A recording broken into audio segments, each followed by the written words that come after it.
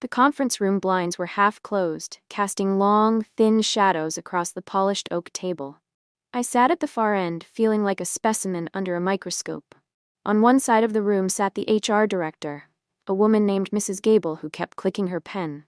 On the other side sat my fiancé Mark, who wouldn't look me in the eye. My older sister Brenda stood by the heavy mahogany door with her arms tightly folded, acting like a guard.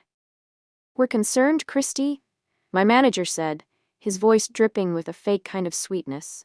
They were concerned about my erratic behavior, my emotional instability, and what they called my paranoia.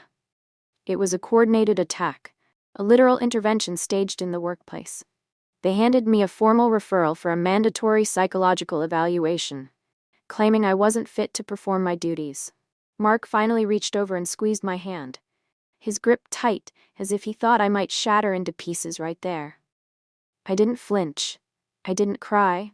I didn't even argue. I just sat there in the dim light, carefully noticing who avoided eye contact and who stared too hard. They thought they were witnessing a breakdown, but I was just starting my clock. My name is Christy Richards, and until that morning, I thought I was living a normal, successful life. But according to the narrative my sister had been spinning, I had become a liability. Apparently, I had been forgetting important meetings, sending confused emails to clients, and acting emotionally volatile in the office. None of these issues had ever been brought to my attention before this moment. As I sat there, Brenda chimed in softly, saying, "She's been so overwhelmed since the inheritance, it's just too much for her." There it was, that was the key word.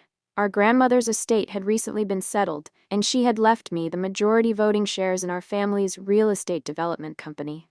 I had initially assumed the gift was mostly symbolic, a gesture of love from a woman I adored. I was completely wrong. Those shares were the crown jewels, and Brenda wanted them. She had spent the last month whispering in the ears of the board members and my own fiancé, painting a picture of a woman losing her grip on reality. She wasn't just my sister anymore. She was a predator, and I was the prey she intended to trap in a mental health facility. The HR report they gave me was thick, filled with what they called evidence of my decline. It cited 3 different anonymous witness statements. All of them were vague, mentioning things like mumbled speech or staring blankly at walls. I flipped through the pages and noticed a very specific pattern. All the statements were dated immediately after I had voted against a major land acquisition project that Brenda strongly supported. It was a project that would have drained our company's reserves for a risky development in an unstable market. My instability only seemed to become a problem when I became an obstacle to her greed. The timing was too perfect to be an accident. I looked up from the papers and nodded slowly, letting them see a mask of weary compliance. I asked for physical copies of everything they had mentioned, including the internal emails and the formal complaints. Mrs. Gable hesitated, looking toward Brenda for permission, but I didn't wait for her to find her voice. I smiled politely, thanked them for their concern, and left the room. As soon as I reached my desk, I sent a formal written request to HR to document that I had asked for those records. The trap tightened when they scheduled my psychological assessment. They didn't let me choose the doctor. Instead, they insisted on a clinician recommended by Brenda. They said he was a specialist in executive burnout. I thanked them for the recommendation and acted like I was relieved to be getting help. However, I immediately went behind their backs and independently scheduled a second evaluation through my own primary care provider and a reputable hospital. I wanted 2 opinions, both from licensed and legitimate doctors. I attended Brenda's doctor first. He asked leading questions, trying to get me to admit I felt confused or paranoid. A week later, the results came in. Brenda's doctor described me as having an acute stress response with signs of cognitive impairment. My own doctor's report was completely different. It stated I had no diagnosable disorder and was perfectly healthy. I watched with a cold heart as the company only circulated the negative report internally. They ignored the clean bill of health from the independent hospital entirely. They weren't looking for the truth. They were looking for a weapon to use against me. And they thought they had found it. At home, the atmosphere changed into something cold and suspicious. Mark, the man I was supposed to marry, began asking me careful, scripted questions every night. Are you sure you're okay, Christy? Did you take your vitamins? Maybe you should lie down.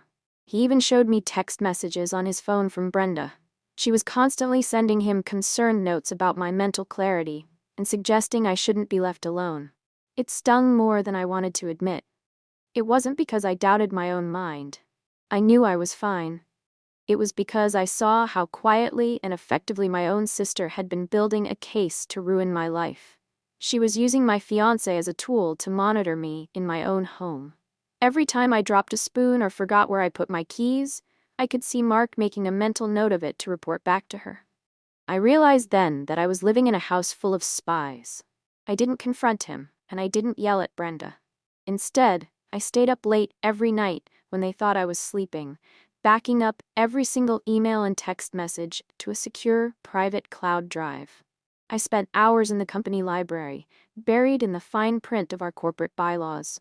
I needed to find out why they were working so hard to prove I was unstable. Finally, I found it.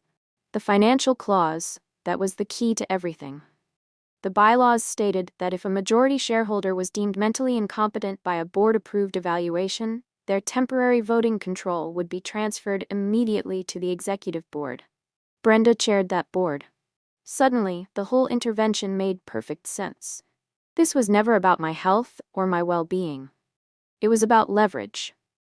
By painting me as a woman who had lost her mind, Brenda could legally seize control of my grandmother's shares and pass the land deal I had blocked.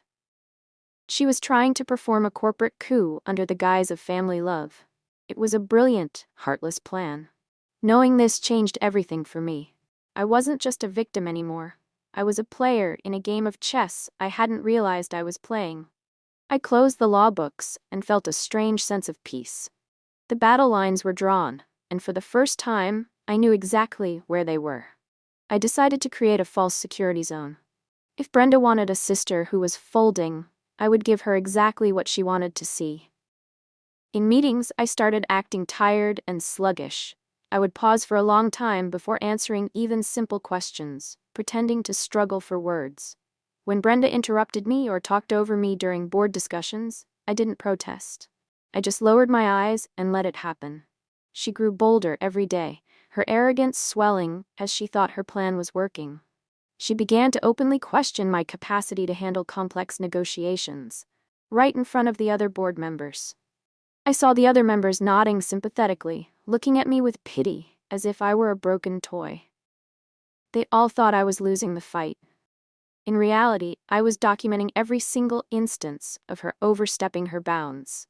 Every time she insulted my intelligence or tried to bypass my authority, I made a note of the time, the date, and the witnesses present. I was playing the part of the victim so well that Brenda stopped being careful.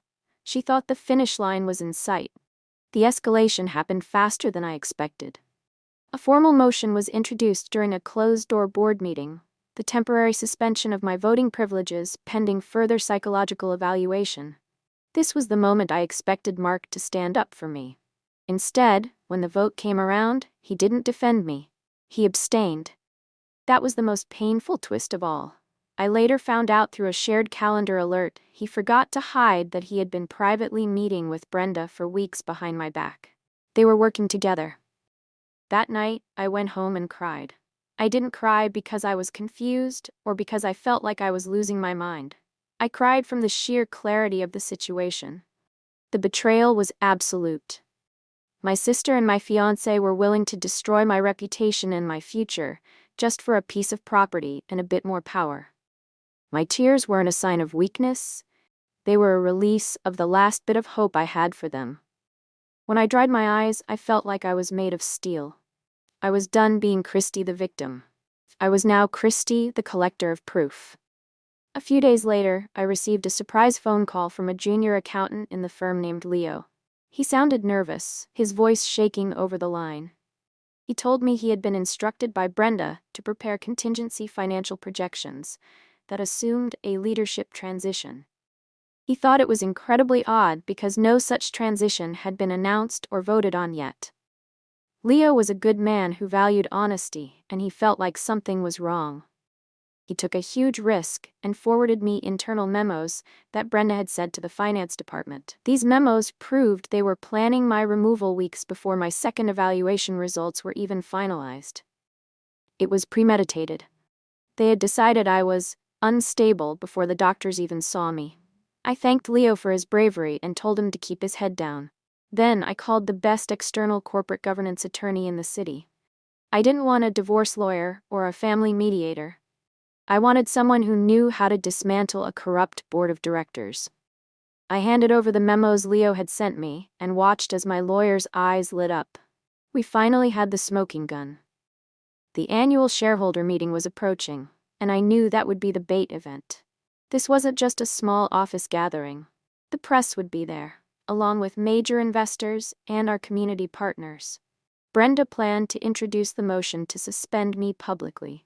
She wanted to do it under the guise of transparency, acting like a heartbroken sister forced to take control for the good of the company. She expected the audience to shower her with sympathy. She expected me to sit there in silence, perhaps offering a few compliant tears before being led away. She thought she had choreographed the perfect ending to her play. I let her keep thinking that. I attended the rehearsals and let her dictate where I should sit and when I should speak. I was perfectly compliant, playing the role of the unstable sister to perfection. But while she was picking out her outfit for the big reveal, I was working with my attorney to prepare a presentation of my own. She expected a surrender, but I was preparing a strike that would shake the very foundation of the company. She had no idea that the stage she built for my downfall was actually her own. The night before the big meeting, Mark confronted me in our kitchen. He looked at me with that fake pity again and said, "Maybe you should just step back, Christy. Let Brenda handle the meeting. It's for your own good." I looked at him, really looked at him, and asked just one question. "Mark, when exactly did you decide I was unstable?" He didn't answer. He just looked away and started talking about stress and pressure again. His silence was the only answer I needed. It confirmed that he was fully committed to Brenda's lie. He had traded our future for whatever Brenda had promised him.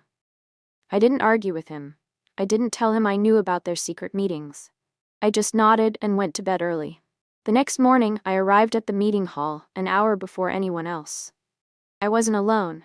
I had my legal counsel with me, and we had a locked briefcase full of documents. I sat in the front row, watching the room fill up with people in expensive suits. Brenda walked in, looking confident and radiant, convinced that by noon she would own everything I had. I just smiled at her. A small, polite smile that didn't reach my eyes. Halfway through the meeting, Brenda took the stage. She began a slideshow that outlined concerns regarding executive stability. She spoke about the importance of strong leadership and mentioned the unfortunate health challenges I was facing. Whispers filled the room as people looked at me with a mix of shock and pity. I stood up calmly, my voice steady and clear, cutting through the murmurs. "Before we vote on this motion," I said, "I'd like to clarify a few timelines for our investors." Brenda tried to shut me down, but I didn't sit back down. I walked to the front and projected my own set of slides onto the giant screen. I showed the HR referral dates and compared them to the dates of the land acquisition vote I had opposed. I showed the internal memos Leo had given me, which discussed my transition long before any medical evaluation had taken place. Then I put the two conflicting psychiatric reports side by side. The room went absolutely silent. You could have heard a pin drop on the carpeted floor. I could see Brenda's face turning a pale shade of gray as she realized I wasn't following her script. I told the room, "I'm not finished yet." This was the checkmate. I played an audio recording through the room's sound system. It was my sister's voice, captured during a private strategy dinner she thought was safe. "If we question her mental health, the board can intervene without looking hostile," she had said. Her words hung in the air like thick smoke, cold and calculating. Then, I revealed that a formal complaint had already been filed with corporate oversight and an ethics review panel. I didn't make emotional accusations. I spoke in the language of the law. I listed the bylaws violations, the clear conflicts of interest, and the coercive governance attempt she had orchestrated. I saw the board members shifting uncomfortably in their seats. These were men and women who cared deeply about their own reputations, and they realized they were now tied to a sinking ship. Brenda's confidence didn't just fade, it cracked and shattered. I watched her face move through 3 distinct stages. First confusion, then a sudden spike of panic, and finally, the crushing realization that she had lost everything. Exactly in that order. She had mistaken my composure for a lack of awareness, and it was the biggest mistake of her life. The collapse was swift and total. Within days of the meeting, the motion to suspend my voting privileges was officially withdrawn. An independent audit was launched into the board's recent activities. Brenda was forced to step down from her position as chair pending the results of the investigation. Mark's role in the internal coordination and his secret meetings with Brenda were exposed to the entire firm. He tried to apologize to me in the hallway, looking small and desperate. "I just thought you were under too much pressure," he stammered. "No, Mark," I replied calmly. "You didn't think I was under pressure. You just believed her version of me because it was easier than standing by me." I didn't scream at him or cause a scene. I simply revoked his access to all company accounts and our shared finances. There was no drama, just the cold weight of consequences. It was a professional ending to a relationship that had turned into a business transaction. I moved my things out of our home that afternoon, leaving him in the empty house he had helped turn into a cage. I felt lighter than I had in months. A week later, Brenda called me. She was crying, her voice high and shaky. "You humiliated me in front of everyone, Christy. How could you do that to your own sister?" I listened to her sob for a moment before I spoke. "No, Brenda," I said firmly. "I didn't humiliate you. You tried to erase me. You tried to take my mind and my future away so you could buy a piece of land." She started to argue, accusing me of overreacting and saying I had misunderstood her intentions. I didn't argue back. I just said the only thing that really mattered. You mistook my composure for weakness. While you were building a lie, I was collecting proof. I ended the call and blocked her number. Months later, I chaired my very first board meeting without a single interruption. No one questioned my stability or my clarity again. They couldn't, because I had proven I was the most stable person in the room. They tried to make me doubt my own mind, but I was the only one thinking clearly the entire time. The most powerful thing I ever did wasn't winning the shares. It was staying calm while they tried to burn the world down around me.